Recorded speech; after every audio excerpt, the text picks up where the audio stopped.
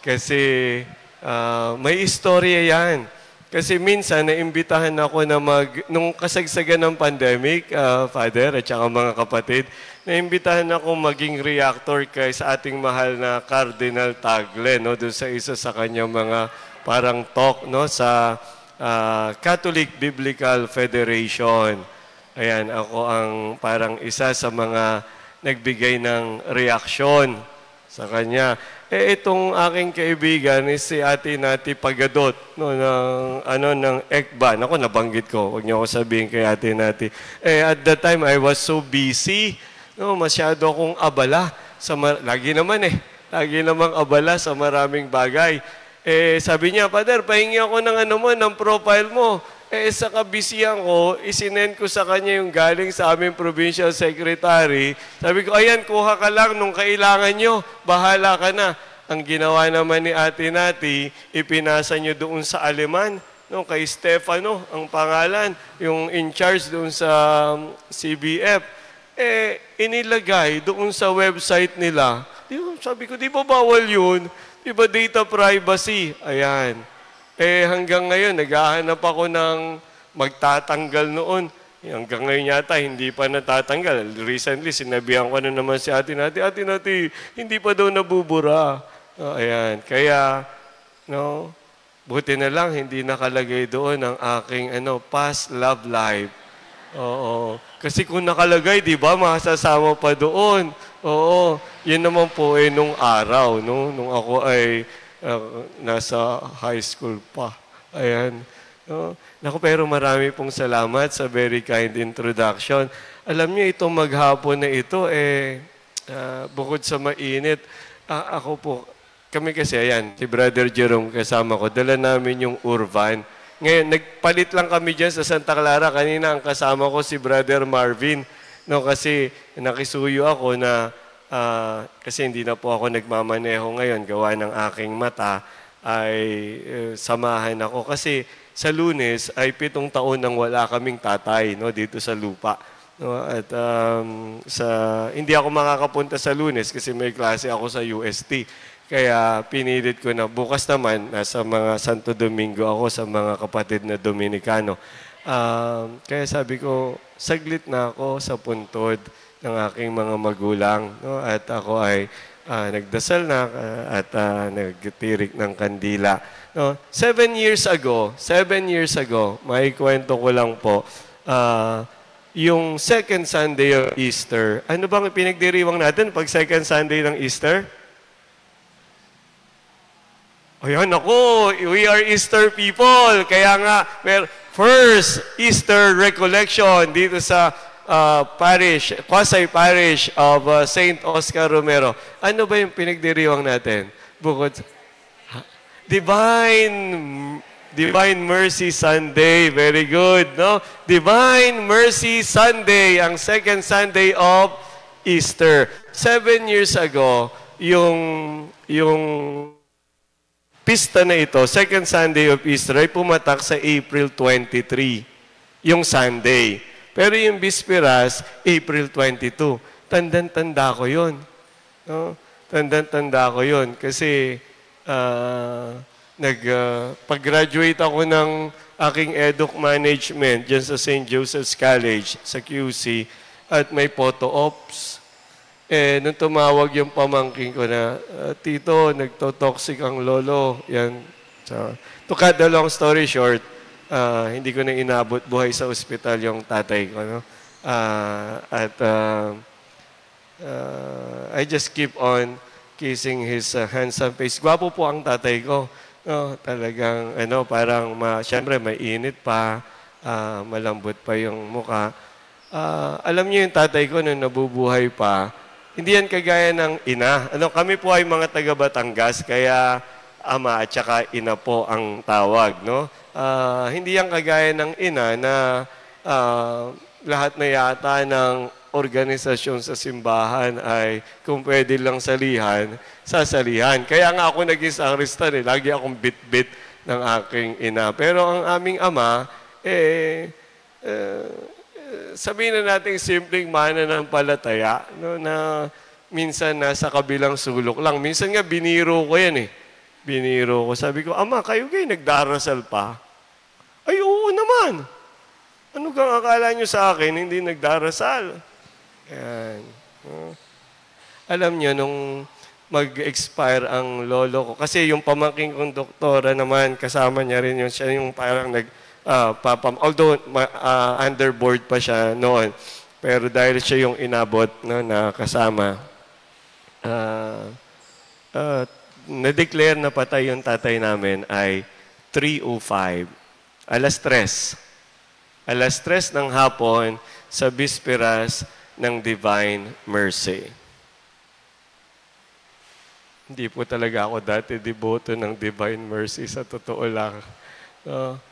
Pero pagkatapos nito, parang naging nasugid. Na sabihin na natin, simpleng deboto ng banal na awa. Bakit kanyo? Kasi yung tatay ko, sa Tanay, kasasara lang ng bakery nung ate kong panganay kasi yung mga anak nila, may kanya-kanya ng buhay, yung mag-asawa, medyo nagkakaedad na.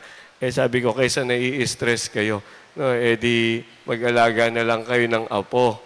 Ayan, kaya pero nung araw, yung tatay ko, katulong pa nila, kasi nung mawala yung nanay namin, hindi na nag-negosyo ng sariling bakery. Yung tatay ko parang kasama nung family nung eldest sister ko na may bakery din.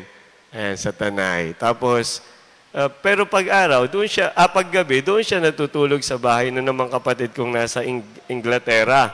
So, para may tao doon sa bahay, siya ang tumatao. No?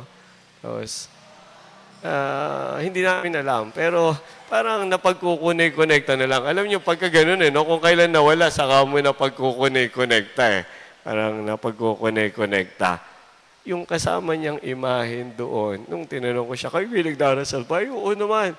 Kaya parang ako napahiya sa sarili ko. Nung na-discover namin na yung image na kasama niya doon sa bahay ng kapatid ko, na tinutulugan niya paggabi ay ang imahin ng banal na awa.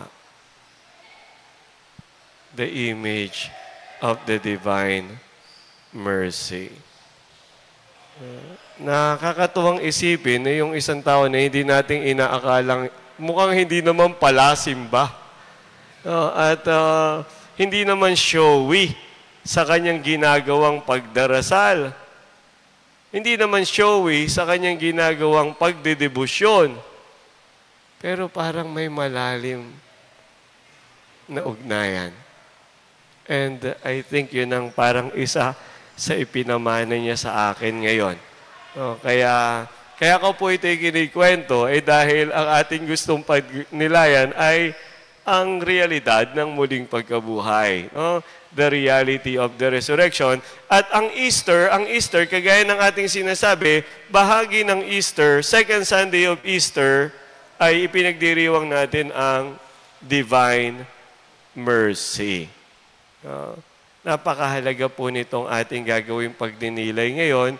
Maraming mga parokya nagkakaroon ng Lenten recollection, etc. Merong Advent recollection, etc. Kayo, Easter. Magagaling ito sina Father Kirby. Siguro sabi nila, para maiba naman. Pero hindi lang maiba, kundi ibalik tayo doon sa medyo radikal na pagtingin.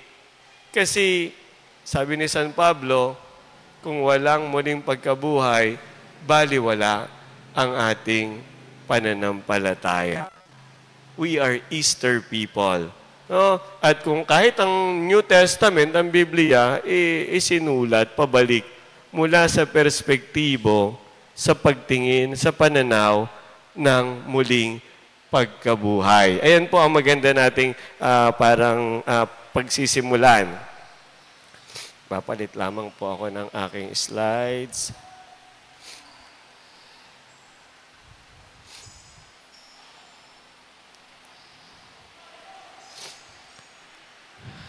Ayan, okay? Hindi ko tatakpan. Ngayon ay ang ating Easter Recollection. At tayo ay nandito sa Kwasay Parish na nakapangalan kay Oscar Romero. Kilala naman na po siguro natin, no? Si Saint Oscar Romero. Alam niyo, nung araw, nung aming, kasama ako sa na-inspired dito sa buhay ni Archbishop or Bishop Romero, as we find calling him. Pero ngayon, santo na. No, santo na. Nakasama na sa Hall of Saints at na-canonize na bilang santo. At magandang pagnilayan natin ng bahagya yung kanyang buhay. Alam niyo, all throughout ng buhay niya, parang parang institutional, parang tayo magsimba, gawin ang mga churchy parochial activities, gawin yung ating mga debosyon, practices kapag Lent, kapag Easter. Ganun, masunurin. Masunurin na anak ng simbahan. Pero, tinawag siya ng Diyos na humakbang ng pasulong No? Humakbang ng pasulong mula doon sa kanyang nakagawian na pagsisimba, pagmimisa, paggagawa ng debosyon. Parang inakay siya ng Diyos pasulong. Saan? Makita niya na siya ay hindi hiwalay sa sambayanan na kanyang pinaglilingkuran. At nung inakap niya ito, yung panawagan kasi ng simbahan, lalo ng simbahan Latina, sa Latin America, kung saan isinilang itong tinatawag nating liberation theology, etc., liberationist approach, etc., etc. Una, iglesia pobre para los pobres. Isang dukhang simbahan para sa mga dukha. At alam nyo, very crucial, lalo sa pagkaunawa natin kung ano yung resurrection. Kasi pag sinabi mo kasing parang nangaral ka, halimbawa ng resurrection, actually, ang isa sa hatol sa ating Panginoong Hesukristo ay dahil nangangaral siya ng muling pagkabuhay. Parang si San Pablo. Kasi yung mga priestly aristocracy ng kapanahunan niya, ng kapanahunan ng ating Panginoon, hindi naniniwala na may muling pagkabuhay. O yung mga Sadducees na tinatawag, they did not believe in the resurrection. Para sa kanila, pag namatay ka, para natutulog ka lang, and then wala na. Diba? There came Jesus, no?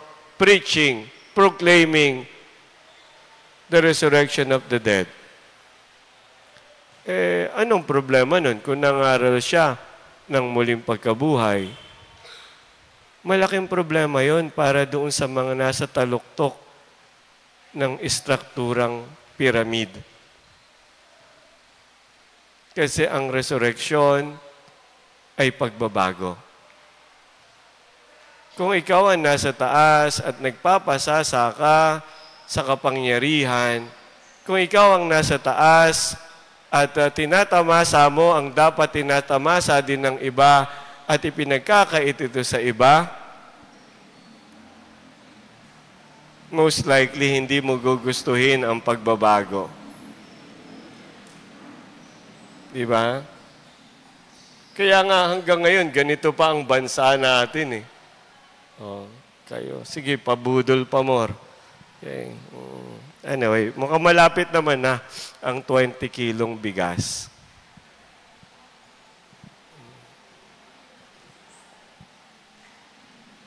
Si Oscar Romero parang nangaral ng pagbabago. Parang resurrection na isinabuhay niya. Ayan, no? Parang nakita niya ang maling sistema sa kanyang lipunan at kinuha niya yung optic, kinuha niya yung mata, yung pagtingin, hindi nung nasa taluktok ng pyramid, kundi yung nakararami na nangangarap din ng mas maayos na buhay. Kahit 20 kilong bigas lang. O yung sa mga mangingisda natin, sa West Philippine Sea, yung makapangisda lang na hindi ka kailangang nabubuli sa sarili mong teritoryo. Ganon kasimple, no? At yun, sa buhay ni Oscar Romero, parang yun ang kanyang isinabuhay. No, ito yung kahulugan ng resurrection para sa kanya. Ang kunin ang perspektibo na nakararami na nangangailangan na ang buhay nila maging maayos. Kasi sobra-sobra nagpapasasay, nasa taluktok ng pyramid Ayan. Anong kinahinatnan niya? Siyempre, walang propeta na iginagalang sa sarili niyang bayan. At alam natin ang nangyari. Kapag pinagdiwang natin ng piyesta ni Oscar Romero, siyempre, ang istola ng mga pare, pula. Bakit? Kasi martir. Hindi lang siya pastor. Hindi lang siya obispo. Siya ay martir. Namatay siya sa pananampalataya. At ang pananampalatayang ito ay pananampalataya ng kanyang pagpanig sa pangarap na pwedeng tamasahin ng nakararami ang magandang buhay. Diba? And the rest is history. Ayan. Kaya meron kayong santo ngayon dito sa Kwasay Parish na ito. Sana maging parokya na ito at sana dumami ang mga parokya na nakapangalan sa mga martir na hindi lamang nagmisa, kundi literally nag-alay ng buhay habang nagmimisa nang siya ay barilin. Naku, itong Kwasay Parish na ito, ang lalim-lalim. No? Kaya sana, mga kapatid, no, mapagnilayan natin ito. Lalo ngayon na tayo ay nag-e-Easter recollection. Ayan, no? Okay, so, segue lang yon kay Oscar Romero. Ayan. Ayan ang malaking tanong. $1,000,000 question. What is resurrection?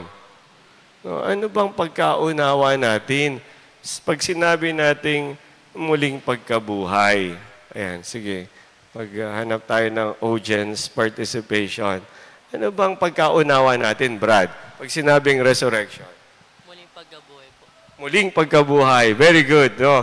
Yung muling pagkabuhay ay ang Tagalog ng resurrection. Very good. Okay, sige. Tanong pa tayo dito. Ayan, si ate. Ate, anong pagkaunawa natin pag sinabi nating resurrection? Nabuhay na maguli. Nabuhay na maguli. Sino nabuhay na maguli? Si Jesus, nabuhay na maguli. Very good. So, ang ating pagkaunawa, basic, ang resurrection ay tumutukoy sa muling pagkabuhay, lalo ng ating Panginoong Jesus. Ayan. Nagapi niya ang kamatayan. Sabi ni San Pablo, death is swallowed up in victory. O, nagapi na, nalupig na. Ang kapangyarihan ng kasalanan at kamatayan ay nalupig na. No, wala ng kapangyarihan ang kamatayan. Alam nyo, kaming mga Franciscans, ewan ko ang mga MDJ, no? Pero kaming mga Franciscans, kasi naniniwala po kami na si Saint Francis, naabot niya yung lebelo ng pananampalataya na ang kamatayan ay hindi na kinatatakutan. At syempre tayo lahat takot mamatay. No? Fear of the unknown. Ano bang nag-iintay sa atin doon? Kaya kapag ka narinig mo pa lang yung salitang kamatayan, may chilling effect. Diba? Parang, you never know. Diba? Yan. Kaya, di ba, madalas ka pag nagbibiro, sino gusto mapunta ng langit? Lahat, taas ang kamay. Pag sinabing, ngayon na, sabay-sabay, baba.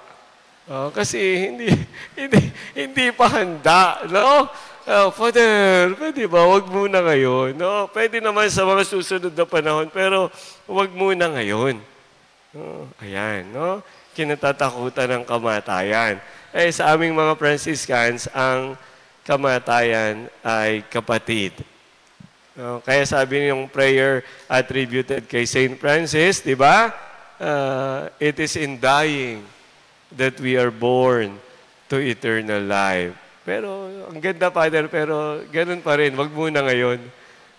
Sa susunod na, lahat natatakot sa kamatayan. No? Pero, may malalim na pagkaunawa kasi dyan si Saint Francis. Anyway, we will not go too much into that because our reflection should be focusing on the resurrection, sa muling pagkabuhay. At sabi natin, muling pagkabuhay ng ating Panginoong Hesus, kung saan tayo umaasa na makikibahagi.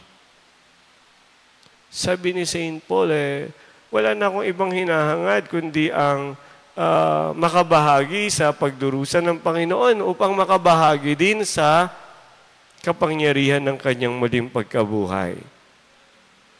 Pero bago tayo makabahagi sa kapangyarihan ng kanyang muling pagkabuhay, maganda muna na maunawaan talaga natin kung ano ba ang dapat ipakahulugan ng mga katagang o ng katagang resurrection. Ayan. Yung una siguro ay, ayan, how do we understand it? Importante, ang pagkaunawa. No, kasi tayong mga Katoliko, sagrado. Sabi ng iba, kato na, liko pa. No? Kato, liko. No? Ayan, may kato na, liko pa. No? Ayan. Tayo mga Katoliko kasi, ang dami nating ginagawa na kung ating susuriin, hindi naman natin nauunawaan. Di ba? True or false? True. No, medyo mahina tayo sa mga pag-aaral, sa pag-unawa. Kaya nakakatuwa na kayo dito sa Kwasay Parish na ito, may mga ganitong pag-aaral, sama-samang pagninilay, kasi dito tayo lalalim eh. Nung pag hindi lumalim ang pananampalataya mo, tapos nakarinig ka dyan ng raise the roof, magtatawid ba, mag-over the bakod ka na. Tapos pag nandun ka na, over the bakod, sasabihin mo doon, dito ako nakakita ng liwanag. Nung nandito ka, nakapikit ka eh. Diba? Kung ano-anong hinahanap mo dyan, si Oscar Romero nga, napakagandang ehemplo. Hindi nga natin matularan, nahanap ka pa ng iba, di ba? Sino sa atin? Ang handang mamatay para sa sambayanan. Yan ang malaking problema ng Pilipinas. Ang mga Pilipino, sa tingin ko, ako, for example, hindi ako magdadalawang isip, mamatay para sa mahal ko sa buhay. Para sa pamilya ko. Di ba? Hindi. Pero, mamamatay ako para sa inyo. Di ba? Hindi makatawid eh. No, yun ang malaking problema natin, mga Pilipino, na napakakitid. No? With all this synodality. Ayan, ewan ko sa inyo, synodality kayo ng synodality. Di ba? Bigyan ko nga kayo ng halimbawa. Kami lang, nakatira sa isang urban poor. Hindi ko na alam ni Father kung saan. Tapos, nung pagkadating namin doon, mimisa kami doon sa labas ng aming bahay. Afterwards, nakatanggap kami ng sulat mula sa local prelate. Huwag na kayo magmisa sa labas. Synodality. Binubuo mo na yung kapitbahayan, pero kapag medyo nakiskis ng bahagya ang iyong kapangyarihan, umaatras tayo sa synodality. No? Kaya yung sabi ng isa kong kaibigan, nung minsan nag-present siya, sinod ng sinod, wala namang sumusunod. No? Sinod na sinod, walang sumusunod. Ayan. Come to think of it, di ba? Ang dami nating ginagawa. Every year, ang simbahan, magbabagsak yan ng tema. Tapos tayo lahat, pag sinabing synodality, lahat ng gagawin natin sa simbahan, lalagyan natin ng synodality, liturgy and synodality, procession and synodality, lahat-lahat yan. Oscar Romero and synodality. Tapos natapos yung buong taon, hindi mo naintindihan kung anong ibig sabihin ng synodality. Diba? Walang malalim na pagkaunawa. Kaya kapag ikaw ay medyo kinanti ng mga kapatid sa kabilang bakod, ayun, nakakita ka ng liwanag. Babush. Ayan. Marami tayong ginagawa, hindi naiintindihan. Hindi nauunawaan.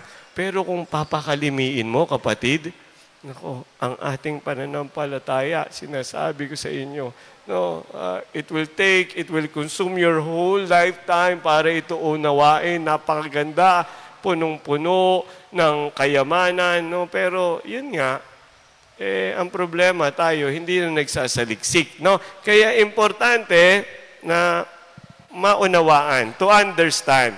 Understanding is the key. Ito, lagi ko nung sinasabi, ayan, nandiyan si Brother Jerome, sa mga tinuturuan ko, halimbawa, kanina, binanggit ni Sister Susan, nagtuturo daw ako ng Biblical Hebrew at saka Biblical Greek. Ang lagi kong sinasabi, minsan tinatanong ko mga estudyante, Father, paano mo na ilagay lahat sa paano mo na memorya lahat yan? Hindi ako nagme-memorize. Anyabang, di ba? Minamahal ko yung ginagawa ko. Kasi pag mahal mo, it comes very handy and easy. Yun Pag minahal mo talaga yung pananampalataya mo, sasaliksikin mo eh. Hindi pwedeng, di ba, magmamahal ka na hindi mo kilala? Mga millennials natin, di ba? Mahal agad. Naka-chat lang, mahal agad. Di ba? Kikilalanin, aalamin, at lumalago. Understanding, okay? How do we understand? That is important. And first, the point here. Ayan. Sometimes we understand resurrection as a bit more of life. Yung pagdurugtong. Di ba? Ay, namatay na. Yaan mo. May buhay sa kabila. Iyak ng iyak. Alala ko yung isa naming kapatid, nagkikwento, isang Franciscan. May pinuntahan sila. Iyak na sila ng iyak. Ante. Pagtingin nila, hindi yung ante nila. Ibang patay pala yun. Ibang patay. So, bago kayo umiyak, silipin nyo munang mabuti. Kung yun yung kamag-anak nyo, baka mamaya iba yung iniiyakan nyo eh. Pero okay din yun kasi magkakapatid naman tayo lahat. Di ba? Is it a bit more of life? Pagdurugtong lang ba? Ang magandang halimbawa dito sa resurrection narrative, si Mary Magdalene Si Magdalena. Lalo sa Ebanghelyo ni San Juan. Yung napapakinggan natin pag Easter time.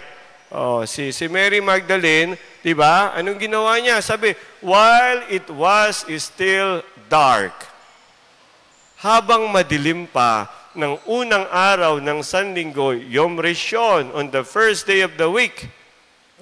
That's sa kanila, Sunday, ang first day of the week. Sa atin kasi Monday. Okay? Sa kanila, after the Sabbath is the first day of the week, yung Sunday. Madilim pa. Nagpunta na si Maria Magdalena. Para saan? Para magdala ng pabango. Para umiyak. Para manangis. Bakit? Kasi namatayan siya ng kaibigan eh. Kailangan niya lang ituloy ang kanyang buhay.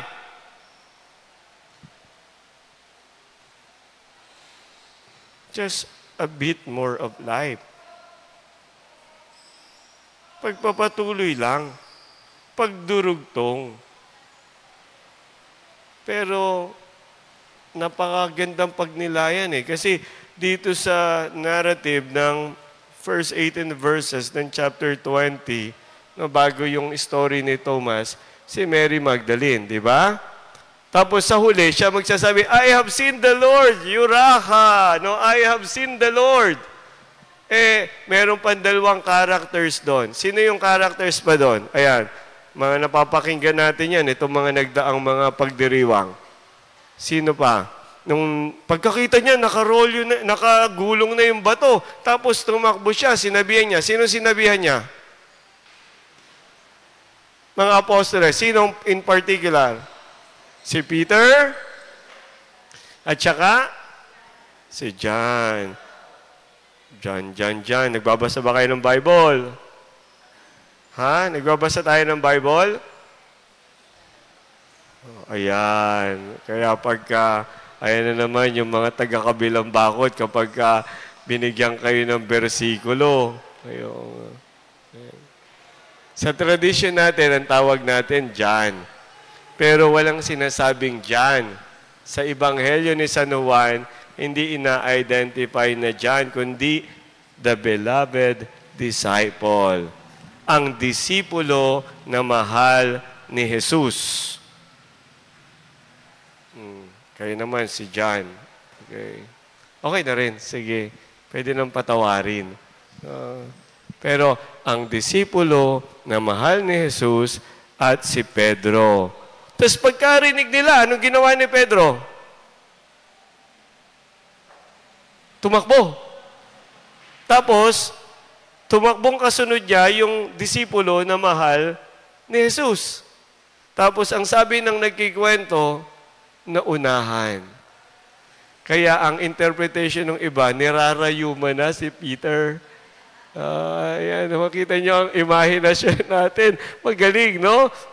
Ang sabi lang nung narrator, the disciple whom Jesus loved outran Peter.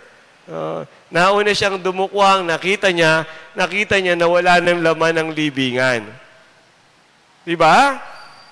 Tapos ang sabi, and he believed. And he believed. Si Peter naman, dumukwang din, nakita niya na walang laman ng libingan. Walang sinabi na siya ay naniwala. Tama? Yan. Check nyo mamaya, pagbasa nyo, pag uwi nyo, basahin nyo, John 20. Magandang balik-balikan yan eh. Although sabi ng ibang scholars, yun daw, the beloved disciple, ang ibig daw sabihin nun ay naniwala siya na walang laman ng libingan. Pero not necessarily na naniwala na kaagad siya na nabuhay muli si Jesus. Balik tayo kay Maria Magdalena. Si Maria Magdalena, alam nyo, maganda ito eh. Nagbabasa ba kayo ng Greek? Siyempre hindi, ano? Ayan. Maganda ito sa Greek. Maganda ito sa Greek. Kasi merong tatlong salita na ginamit na magkakaiba. Sa English kasi she saw. Nakita niya. Sa Tagalog, ganun din. Nakita niya. Pero sa Griego, may tatlong salita na magkakaiba ng libelo ang ginamit. Yung unang pagkakita, yung blepo, blepein, nakita niya. Halimbawa, itong lectern na ito, nakita ko. Yan, nakita ko. Blepo. Pero, naobserbahan ko na, may mga ano na, may mga, hindi na siya smooth, naobserbahan ko. Ibang libelo pa yon. Ang tawag doon ay theoreo. Diyan galing yung salitang theory. Theory. Diba? Seeing with observation. May pangatlong level, yung horan. Horao. Itong lectern na ito, nandito ito ngayong gabi kasi makakatulong ito para palaguin ang pananampalataya ng sambayanan. I'm seeing this as an instrument by which your faith will grow. Sa Ebanghelyo ni San Juan, kapag ginamit yung salitang horao, horan, to see with vision, laging kadugtong ito ng pananampalataya. Ito ang maganda sa kwento. Yung beloved disciple, ang ginamit kaagad sa kanya ay yung horan. Seeing with vision. Si Pedro, ang ginamit sa kanya ay blepein. Simple seeing. Yung simpleng pagkakita lang. Si Mary Magdalene, no? Ito, bida mga babae natin. Si Mary Magdalene, ginamit sa kanya yung 3 salita. Mula sa pagkakita, simpleng pagkakita na walang laman ng libingan, sa pagkakita na meron doon something na may gardener, etc. Tinanong niya, and then eventually, na-recognize niya. Theoreo. Pero sa huli, siya yung magsasabi na, I have seen the Lord, Eureka. Parang si Archimedes, di ba? Eureka. Ayan, Eureka. Sabi niya, I have seen the Lord. Simple seeing, seeing with observation, seeing with the eyes of faith. Yung kwento ko sa inyo tungkol kanina sa tatay ko Pag kwento ko yun sa hindi na mananampalataya, tatawanan lang ako, di ba? Pero sa mananampalataya, kikilabutan ka di ba? Mamamatay, 3:00 ng hapon, divine mercy. Ang kasama niya sa bahay, image ng divine mercy. Di ba? Sabi ni Saint Paul, we walk by faith, not by sight. Ang ganda si Mary Magdalene, no? Pero yung kanya, nagpunta siya doon, ang layunin niya lang, dugtungan ang kanyang pag-iyak. Marami sa atin taon-taon ganyan. Papasok tayo sa Paschal Triduum, pagkatapos, Easter Monday, balik na tayo sa trabaho.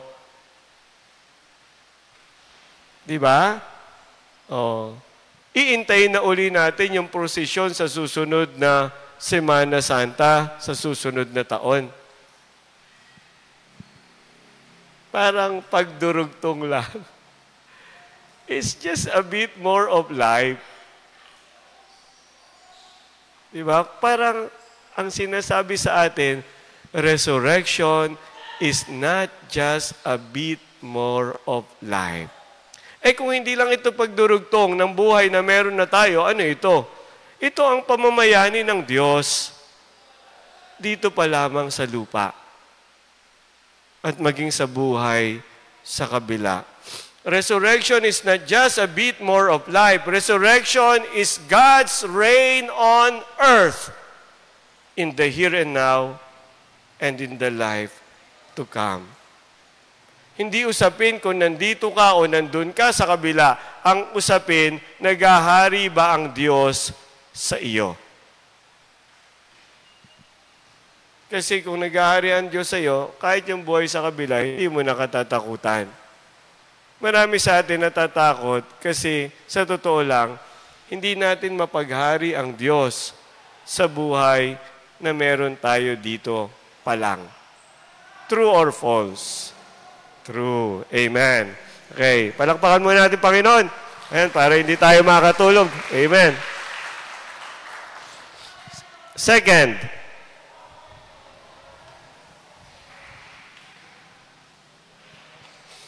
marami sa atin, pag pinag-usapan ng resurrection, it's all about souls.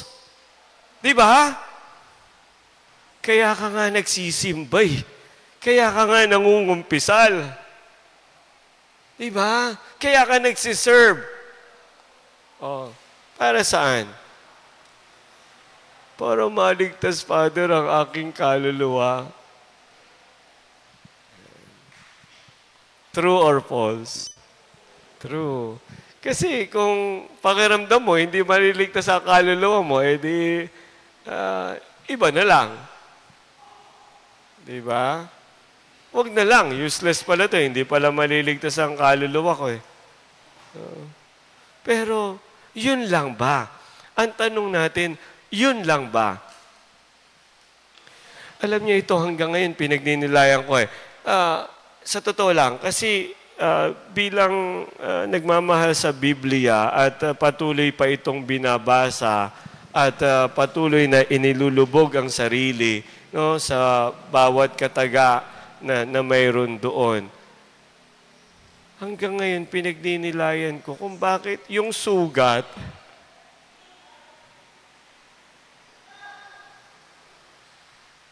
hindi nabura. Natanong niyo na ba sa sarili niyo yan?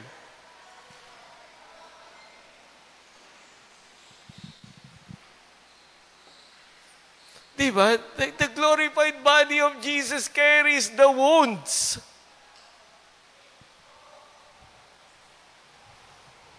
May skandalo na tayo. May sugat naman pala. Di, wag na tayo mabuhay muli. Diba? Hindi naman pala matatanggal ang sugat eh.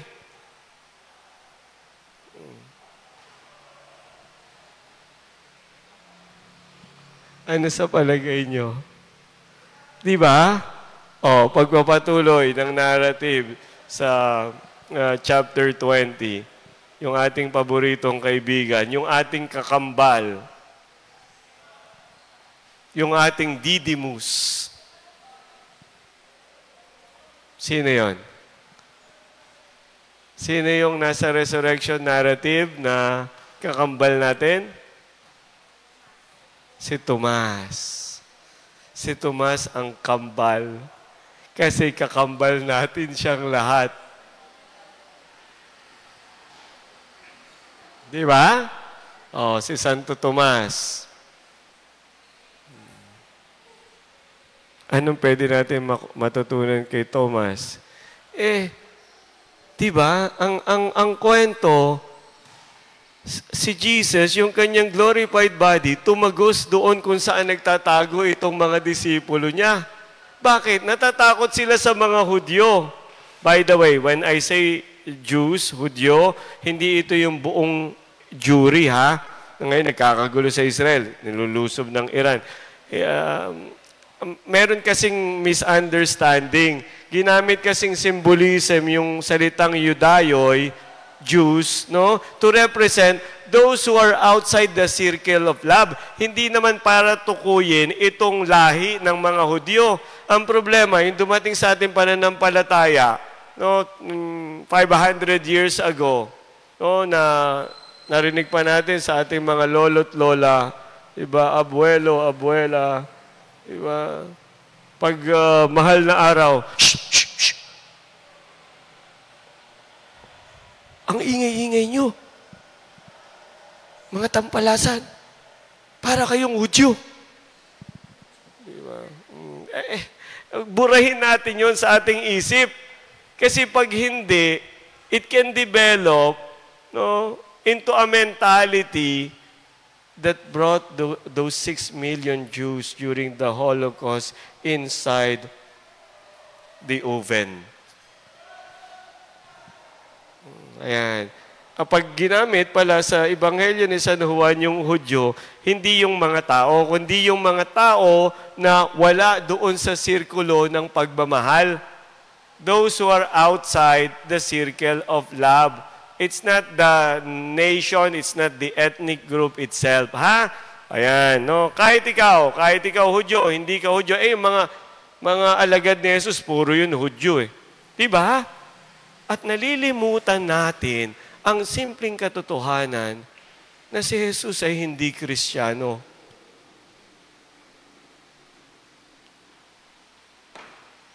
Si Jesus ay Hudyo.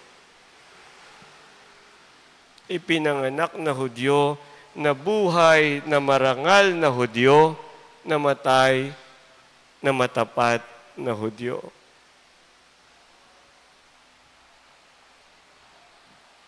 Maghudyo na tayo. Ayun, hindi na naman naintindihan. No? Tayong kanyang mga tagasunod, ang mga Kristiyano, Jesus and His early followers were all Jews. Kaya nga magdahan-dahan tayo kapag Hudyo. Ayan. Oh, kaya ang gulo-gulo hanggang ngayon sa Holy Land. Oh, sa totoo lang, yung maliit na lupa na yun, kaya mong pagkasyahin lahat ng mga Hudyo at Palestino eh.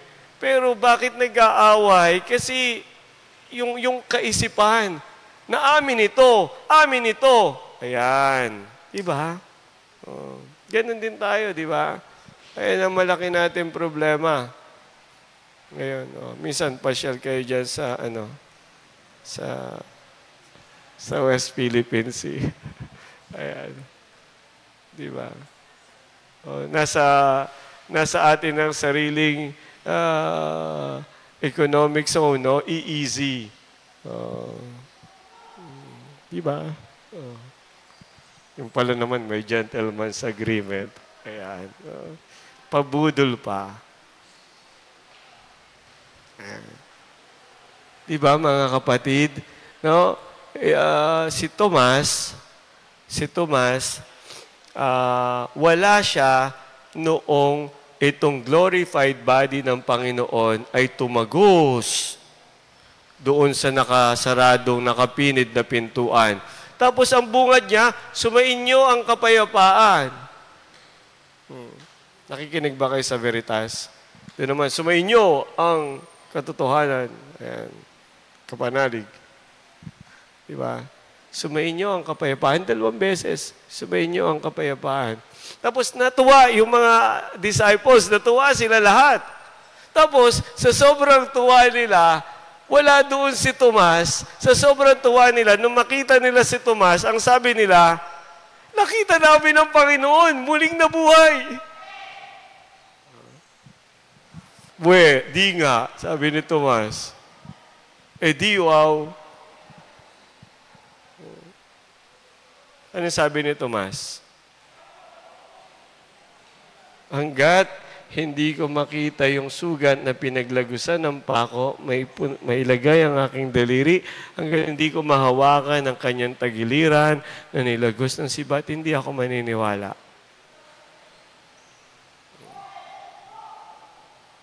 Diba? Anong implikasyon nung sinabi yun ni Tomas? Sino ang hinahanap ni Tomas? In the first place, bakit wala siya nung unang nagpakita ang Panginoon? Naghahanap siya. Meron siyang hinahanap. Anong hinahanap niya? Yung koneksyon nung napako doon sa muling nabuhay. Kasi marami sa atin ang gusto natin, yun lang muling nabuhay. Diba? Sa aminin natin sa hindi, marami sa atin dito, ayaw natin ng napako.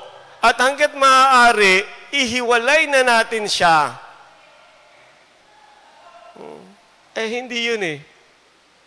Ang realidad ay magkadugtong, iisa, magkasama, ang Jesus na napako at ang Kristo na muling nabuhay. Ang gusto natin, triumphalistic. Doon na lang tayo sa resurrection. Huwag na doon sa napako. Tapos na eh. Di ba? Ngayon, dahil yan ang hinahanap ni Tomas, at itong mga ibang alagad, overjoyed. Masayang masaya kasi nabuhay ang Panginoon muli.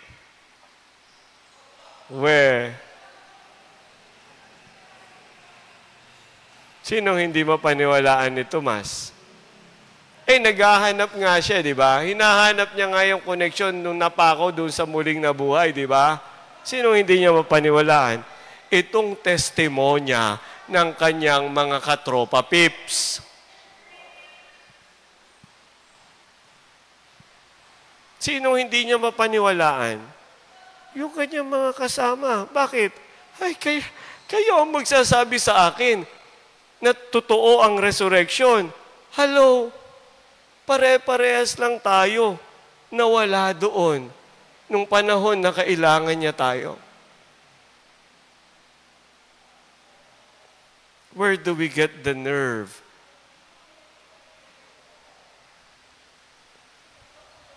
May punto si Tomas. Diba? Paano ko paniniwalaan ang testimonya nyo hindi kayo kapanipaniwala? Kasi nung panahon na kailangan tayo ng ating master, ng ating teacher, sabay-sabay tayong nagtakbuhan.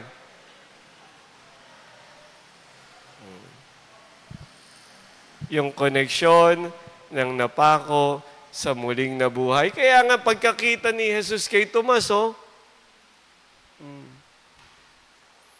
hawakan mo. Kay Mary Magdalene, iba. Tumigil ka ng kahahawak. Diba? Noli me tangere, but noli me tangere is not a very good translation. Why? Because the verb there is in aorist, past tense, at nakahawak na. Ang implication ay, stop clinging. Stop clinging. You don't have to cling to me. Why? Because I am ascending to my Father and your Father, to my God and your God. Hindi mo na kailangang mag-cling. Kasi bahagi ka na ng pamilya na aking itinatag. At tayo naman, yan ang problema natin, di ba, sa simbahan. Yan, malaking problema talaga natin yan. Kasi, balikan natin ang bahagya, chapter 19, nung ipinako ang Panginoon. 7 last word, ano na pakinggan natin? It is finish. Sa Greek, paniwalaan nyo lang ako. Sa Greek, napakaganda. Isang word lang, tetelestai. Itong verb na ito, nasa perfect tense. At sa Greek, yung perfect tense ay naganap na, pero ang kanyang epekto ay nagpapatuloy. Hindi natatapos. Sa Ebanghelyo ni San Juan, anong sabi? At yumuko siya at he bowed his head and ano daw? And yumuko siya at namatay. Hindi yun sa Ebanghelyo ni San Juan. Sa Ebanghelyo ni San Juan, yumuko siya at kanyang ipinasa ang Espiritu.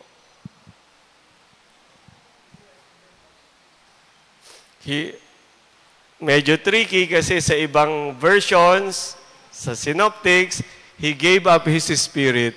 Parang yung kaluluwa niya lumipad. Nawala. Pumunta sa langit. Sa Ebanghelyo ni San Juan, malinaw. Paniwalaan niyo lang po ako, hindi ko kayo niloloko. Ang verb na ginamit ay paradidomi, to hand down, to pass on. He bowed down. He said, tetelestai, it is finished, but the effect is not yet over. And he bowed down and gave the Spirit. Not even his Spirit, kundi the Spirit. Tapos na ang mission ko dito sa lupa. Ipinapasa ko ito sa inyo ngayon. Madalas, yun din ang ayaw natin. Di ba? Ang pagpasahan tayo ng misyon. Kasi pag pinagpasahan tayo ng misyon, nangangahulugan ito ng responsibilidad. At yan ang ayaw natin. Nananatili tayong parang yung mga Israelita na matapos tumawid sa dagat ng tambo, sa dagat ng tambo, ang impluwensya ng Pharaoh nasa kanila pa. Kaya nga reklamo sila ng reklamo. Bakit mo kami dinala dito? Diba? Buti pa dun sa Ehipto. Kahit kami alipin, nakakakain kami. See? Kaya hindi ako magugulat sa temptation ni Jesus sa gospel. Sasabihin niya, man does not live by the bread alone. Merong mga bagay na hindi mo kayang ipagpalit. Kalayaan, dignidad, dangal. Balik na naman tayo sa West Philippine Sea. Yeah. Diba? Mas madali kasing maging alipin kaysa maging malaya. Kaya gusto nilang ibalik sila doon sa pagiging alipin. Bakit? Kasi kapag malaya ka, you will become responsible over your life. At yun ang ayaw ng marami sa atin, ang maging responsable. Diba? Simpleng-simple lang sa daan. Diba? Simpleng-simple lang sa problema natin sa plastic. Literal or symbolic. No? Problema talaga yung plastic. Diba? Yung pagiging responsable. Kasi panghahawakan mo yung sarili mong buhay. Yun ang mahirap. And resurrection is being responsible. Kasi dumating na siya eh. Kaya huwag kang mabuhay as if hindi siya dumating. Diba? We need to grow in terms of responsibility over the freedom that is given us. Ayun ang problema natin eh. Yung freedom. Diba? Minsan misconstrued yan eh. O madalas misconstrued. No, ngayon, ang problema natin, yung tinatawag na relentless relativism. No, sa ating mga millennials, sa Gen Z, etc., lahat pwede. Hindi naman lahat pwede, di ba? No, meron talagang mga bagay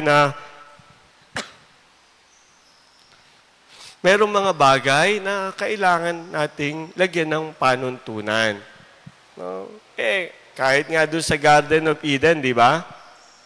Madalas sinisisi pa ang Diyos. Kasi binigay daw lahat, Father, maliban pa sa isa. Diba? Diba? Genesis 2 hanggang Genesis 3, tingnan mo. Pero ikaw, binasa mo na ba yan? Ng masinsinan. Napansin mo ba na hindi lang isang puno ang nasa gitna ng halamanan? May isa pa. Ano pa yung isang puno na nasa gitna ng halamanan? Aber. Hanggang alas 9 ako, di ba? Ano pa? Yung isa, alam natin, the tree of the fruit of the knowledge of good and evil. Yun yung kinain. Sabi ng iba, mansanas. Ewan kung saan galing yung mansanas. Ayan. Di ba? Ano pa yung isa? Tree of life. Anong binawal kainin?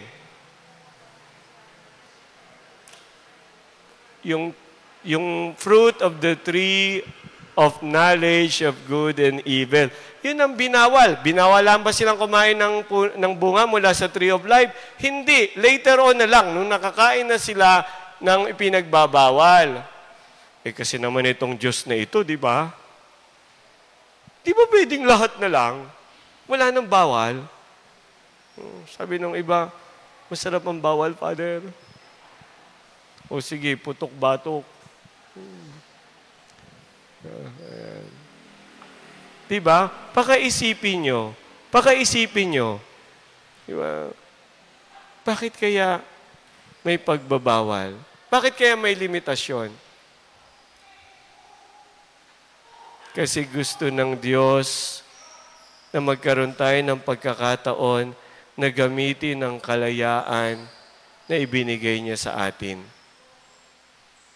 Isang regalo na sinasabing hindi niya ibinigay kahit sa mga anghel. Isang kaloob na hindi niya binabawi kahit tayo pasaway. At mga tampalasan. It is the only gift that God never takes back. Yung buhay babawiin niya pagdating ng takdang panahon. Pero ang kalayaan, kahit ka nagwawalwal dyan, hindi niya binabawi. Tama, mali? At para ma-exercise mo yung iyong kalayaan, magandang mayroong bawal. Kasi kung pwede lahat, wala kang pagkakataon na pumili.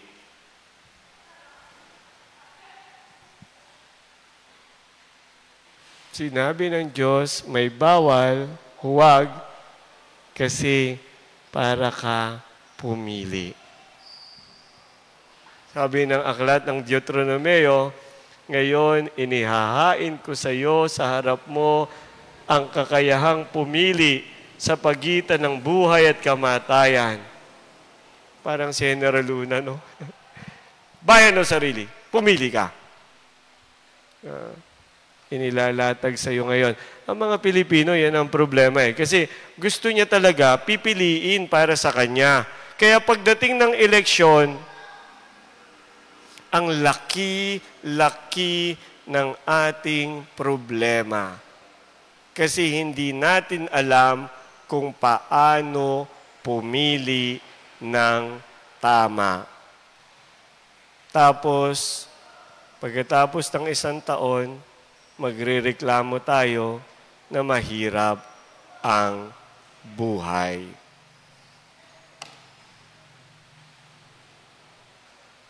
Sayang, wag nating sayangin. Kasi ang kalayaan na ibinigay sa atin, hindi binabawi. Pero kailangan natin gamitin ng tama at maayos dahil pag ginamit natin ito ng tama at maayos, wala namang ibang hindi mapapagaling kundi tayo rin. So, ngayon, puro lang ba kaluluwa? No.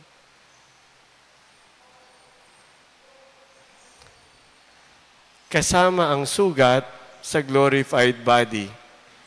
Nung nakaraan, ang ebanghelyo natin, nandoon sa lake, tapos ang sabi ng Panginoon, meron ba kayong makakain? Kumain pa siya. Anong ibig sabihin nito? Kasama ang katawan. Hindi problema ang materiality. Ang problema ay ang mortality. At ang mortality ay bahagi, bunga ng kasalanan, bunga ng maling pagpili sa mga pagkakataon na ibinibigay sa atin ng Diyos. Materiality, physicality will be part of the entire resurrection spectrum. Ang katawan na ito. Kaya nga minsan nagbibiroan kami. Kasi meron kaming kapatid na amputate. Ngayon, 2 paa na. Yung unang paa niya, kasi, iwas-iwas sa matatamis. Iwas-iwas talaga. Kasi minsan, huli na eh. Noon, may pagkakataon pa. Ayan. Anyway, nakwento lang naman. Nung unang maputol yung isa niyang paa, ang gusto niya ipakremate. Sabi nung superior, ayaw ng St. Peter eh. Ayaw ng St. Peter ng installment. Ayaw naman niyang pumayag na buo. O sige, yun na lang muna ang isa. Tapos afterwards, yung isa. Ayun, nilibing doon sa may seminaryo. Sa resurrection, hahanapin niya pa isa-isa. Biro lang po, no? But come to think of it, this body will be part of the entire resurrected reality. Hindi hiwalay. Glorified body. At dito pa lang, itong body na ito, pwedeng maging, ang tawag ni St. Paul dito sa 1 Corinthians 15 ay pneuma somaticon. Pneuma somaticon. Spiritual body.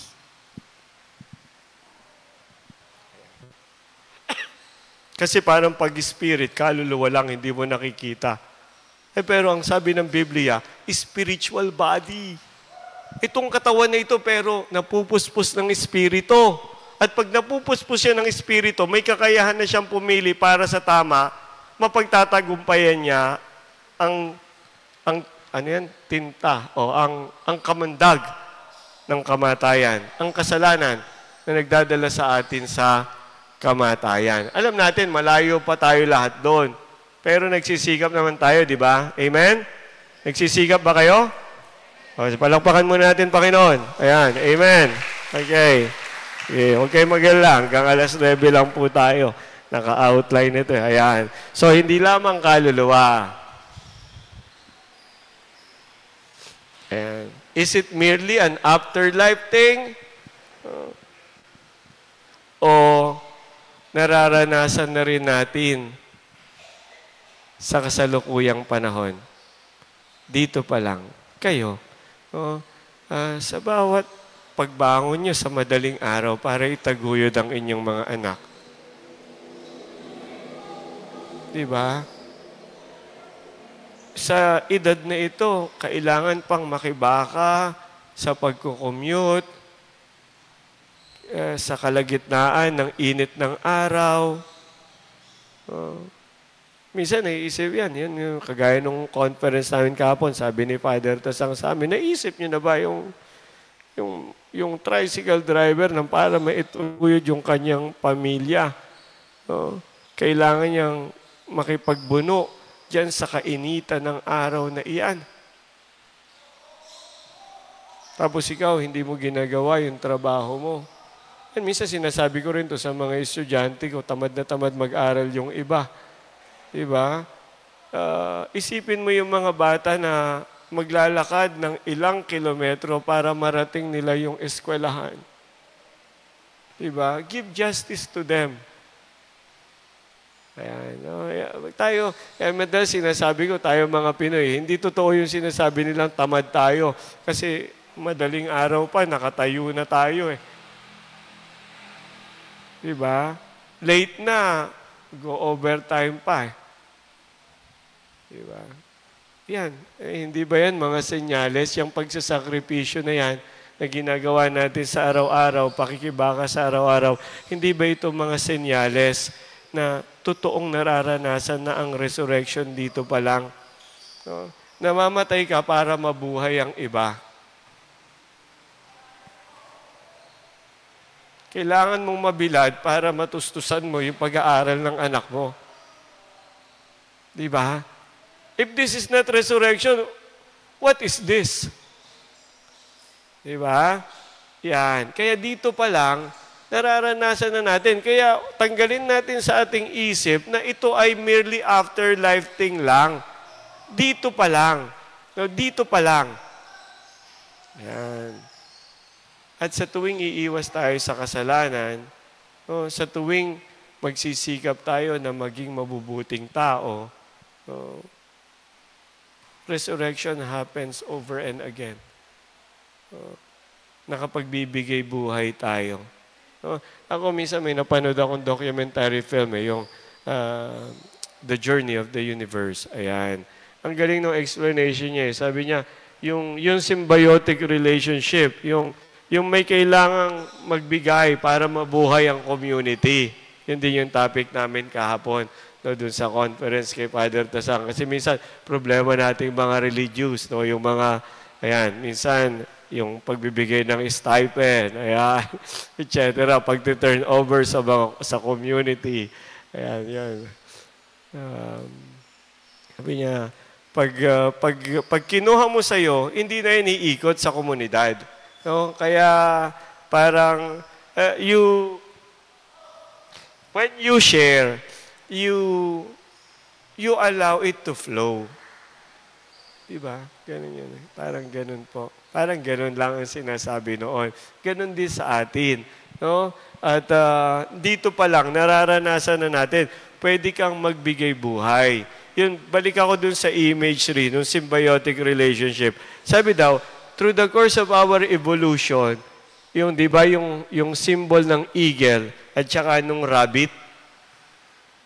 Yan. Di ba yung eagle, dadagitin niya yung rabbit? Yan. Dahil doon sa symbiotic relationship na yan, yung eagle daw nakadevelop ng very sharp eye para makita niya yung kanyang prey. Ayan.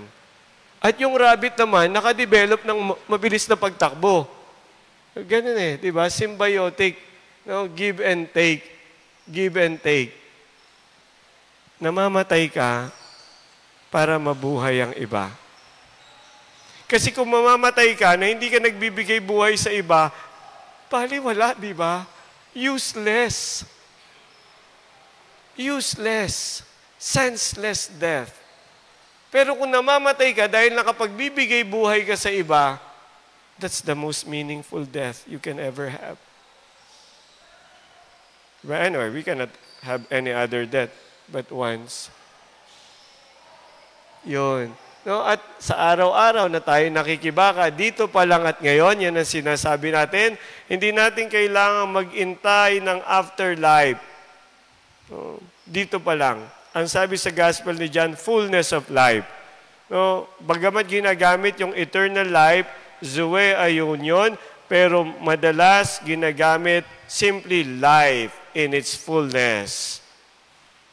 John 10:10, I came that they might have life and have it in abundance.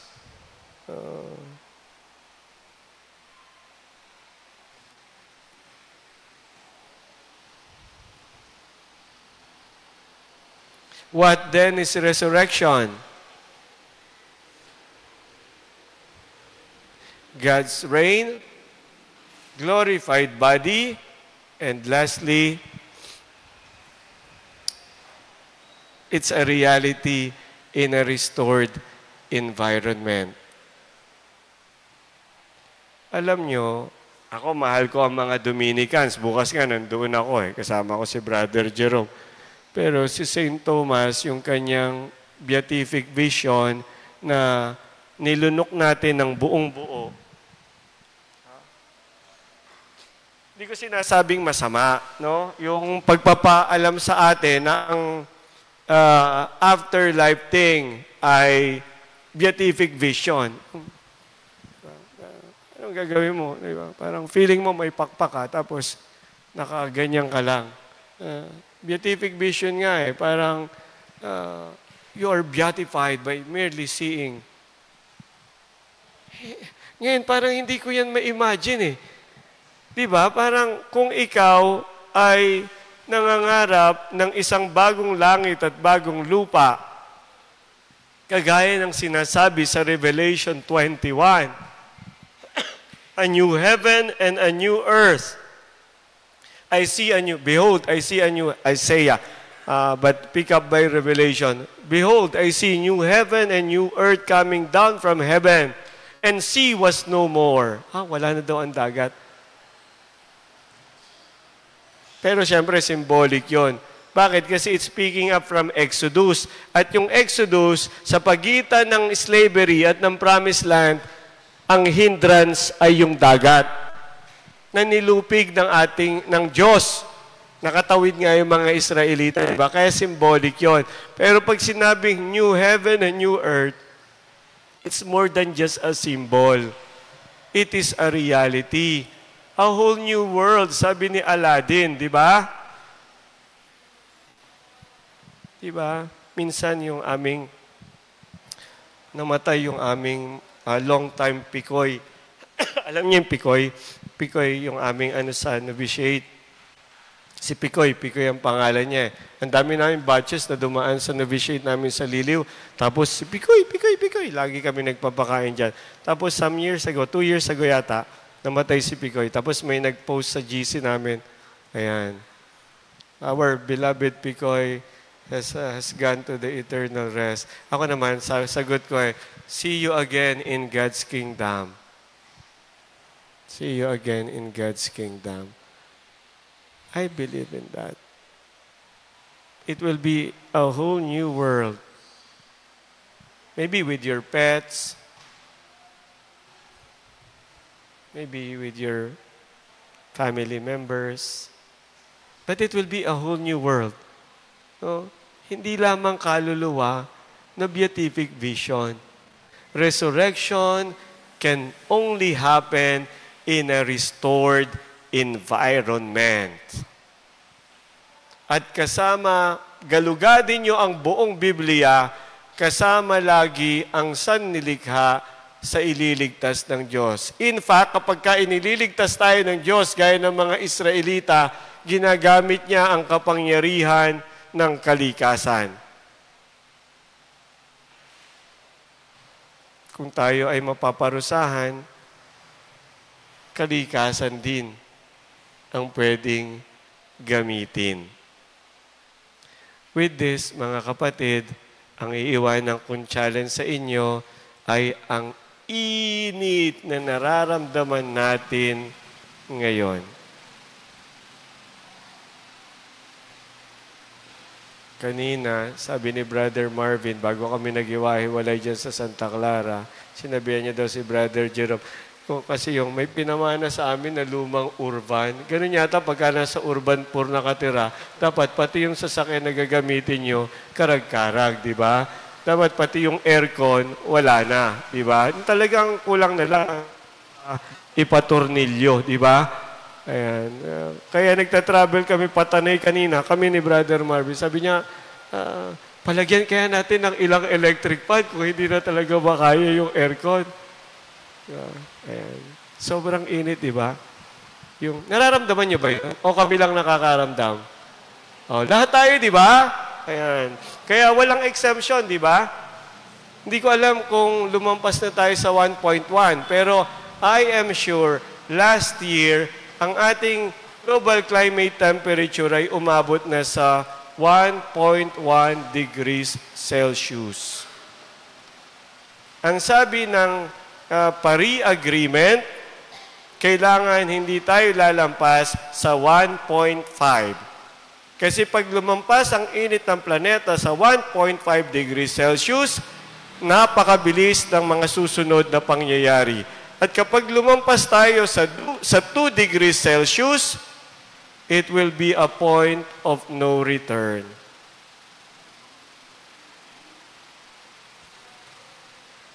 It will radically change the surface of the planet.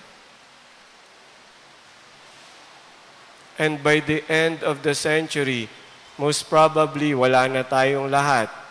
Pero ang ating mga apo, nandiyan pa. Lagi ko po itong sinasabi, ako walang anak, pero kayo meron, pero madami akong pamangkin.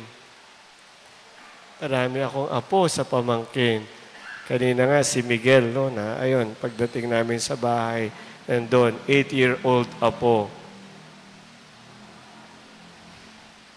By the end of the century, we might be hitting the 3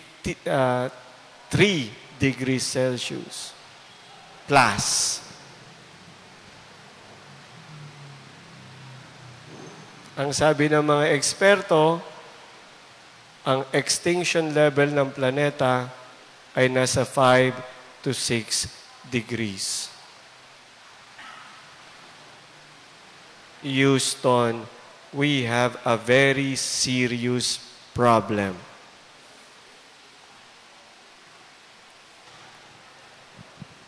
Resurrection happening in a restored environment. Happening in the here and now. By 2030, dadagdagan ko pa ang pananakot para tayo magising. By 2030, pag lumampas tayo sa 1.5, that means 1.6 onwards, pwede na tayo magkaroon ng mga bagyo na doble ng lakas ni Yolanda. Si Yolanda na bumisita sa atin ng 2013 ay mayroong 315 or 316 kilometer per hour. 1.5, 1.5, okay. Okay. By the way, nung tayo dinalaw ni Yolanda, ang init lamang ng planeta ay 0.8. Wala pang 1 degree. 0.8. So, 0.8 plus 0.8.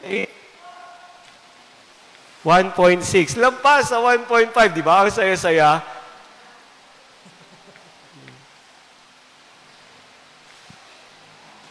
$1.6. Oh, 300 plus 300, 600. 600 kilometer per hours. Kung gusto nyo, gawin natin graphical, yung bugso ng hangin. Oh. Gawin natin graphical. Oh, yung bagyo, let's say, kung yung isa namin kasama, aakyat daw sa Mount Pinatubo. Kaya gamitin kong Mount Pinatubo yung example. Yung kung ang distance ng from Mount Pinatubo to Mount Canlaon, Mount Pinatubo ng Central Luzon hanggang sa Negros Island ng Mount Canlaon ay 600 km per hour by the land. Mararating, ganun kabilis, mararating mo ang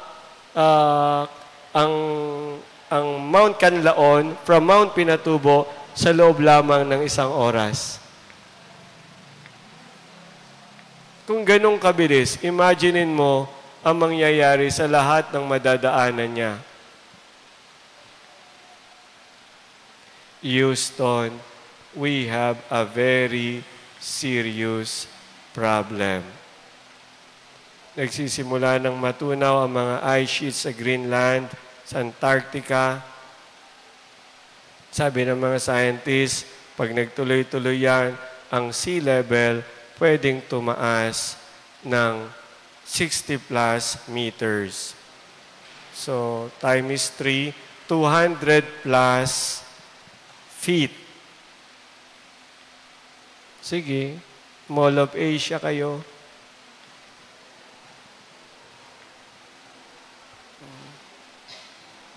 Mall of Asia pa more.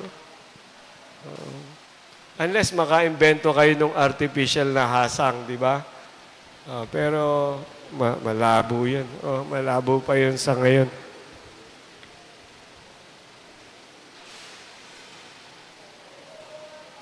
More pa? Tama na. Tama na, Father. Gusto namin ma-inspire. Pero ang sabi ni Pope Francis, there is hope. And I do believe there is hope. There is still hope. But we need to act. Kailangan natin kumilos. Kailangan natin magbago ng gawi. Ayan. Kailangan natin magbago ng pamamaraan. O ngayon, nare-realize natin kung gaano kahalaga ang mga puno. Yung may-ari ng Posporo Palito 7 na 100 years old na. O ayan, ang daming pinaputol na puno. O, kasi ang concession ng laging sa kanya binigay nung araw. Diba? Buhay pa! Masamang damo.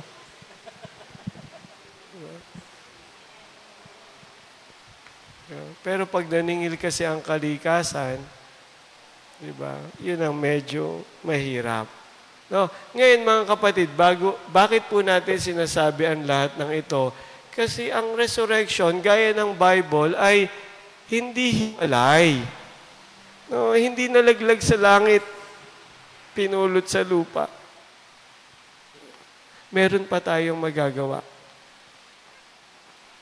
Kahit maliliit, mag-umpisa tayo. Sa totoo lang, kanina meron pang nag-aano sa akin. Kasi yung last na nag-sponsor nung aming feeding program with environmental catechesis, kung saan kami nakatira ni na Brother Jerome, nag-post ng mga pictures na mga bata na malalapit. Anyway, inaayos namin yun kasi parang bawal daw yata yun. No? Anyway, pero ang punto ko, ngayon, yung aming environmental catechesis na ginagawa, pang-4 na beses na. Ngayon, pag umuwi ako sa bahay sa hapon, yung mga bata naglalaro, Father, bless. Father, kailan uli tayo catechesis? Tsaka, Father, di ba, bawal ang plastic? Sabi ko, may pag-asa. Lawit na ang dila ko, katuturo sa matatanda. Bakit late ko sinubukan itong pagtuturo sa mga bata? Kasi yung matatanda, madalas dito. Lawit na ang dila. Pero ngayon, nakakakita ako ng pag-asa kasi I know they will carry the values for the rest of their life. And in the end, yun naman, in the end, ay sila yan eh. Sila. Pangwakas, yung ating pagninilay sa resurrection, magkikita-kita tayo sa kaharian ng Diyos. That is our hope. Lagi kong sinasabi, pag dumating yung panahon na nandoon na tayo lahat sa kaharian ng Diyos at nakita ko yung aking mga pamangkin at apo, I can look at them straight in the eyes. Kasi meron akong ginawa kahit maliit. Binago ko yung sarili kong lifestyle. Nag-a-advocate ako. Lahat ng pwede kong gawin, kahit paghuhugas ng plastic, tanungin niyo si Brother Jerome. Si Brother Jerome nga, na-impluensyahan ko pa yan, gayat-gayat ng mga peelings kako para nadala pa niya sa bahay nila para kako hindi na mapunta sa landfill kasi magiging methane pa. Pag naging methane, di mas destructive sa environment. Ang mahirap kasi, mabago yung lifestyle kasi nakasanayan eh. At ayaw natin ng pagbabago. Pag ayaw natin ng pagbabago, ayaw natin ng resurrection. Marami pong salamat sa inyong pasensya. So muli po, palakpakan po natin si Father Chris.